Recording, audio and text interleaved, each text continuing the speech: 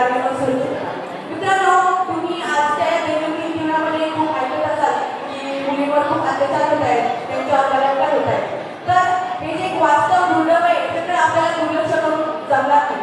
कारण की मित्रांनो, तुम्ही विचार करा, जर स्त्री पूर्णपणे तिला जर सुरक्षित नसेल तर ती या देशाच्या राष्ट्रीय नीतीमध्ये तिचा सहभाग कसा मिळू शकेल. म्हणून हा प्रश्न फक्त संस्काराचा नाही आहे, तर हा प्रश्न प्रत्येक व्यक्तीला आपण तरी स्वतः काय अधिकार आहे ते दर्शवून पुढे पाऊल उचललं पाहिजे. तसेच आजही स्त्रियांच्या शिक्षणात प्रश्न पुढे जातात. तिला मानसिक गुलामी, असमानता, होणारी असुरक्षितता या सर्व गोष्टींना आजही समोर जावं लागतं. जुन्या काळामध्ये ही गोष्ट होती, ठीक आहे, साहजिक होतं, कारण की त्यावेळी स्त्रिया जागृत होत्या. पण आज प्रत्येक मुलगी, प्रत्येक स्त्रीला तिचे स्वतःचे अधिकार माहीत आहेत, हक्क माहीत आहेत, तरी पण ती पाहिजे तशी प्रगती करू शकत नाही. कारण की खेडेगावामध्ये आजही मुलींना त्यांच्या शिक्षणामध्ये पूर्णपणे प्रगती करण्याचं जे सहकार्य आहे ते लाभत नाही.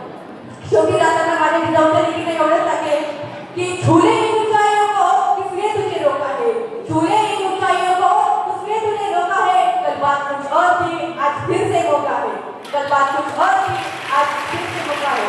ये बंदिशें, ये बेड़ियां तुझे न रोक पाएंगी, ये बंदिशें, ये बेड़ियां तुझे न रोक पाएंगी. रमीरा के शमशेर ये खुद भी टूट जाएंगे, खुद भी टूट जाएंगे. जय जिजाऊ, जय शिवराय.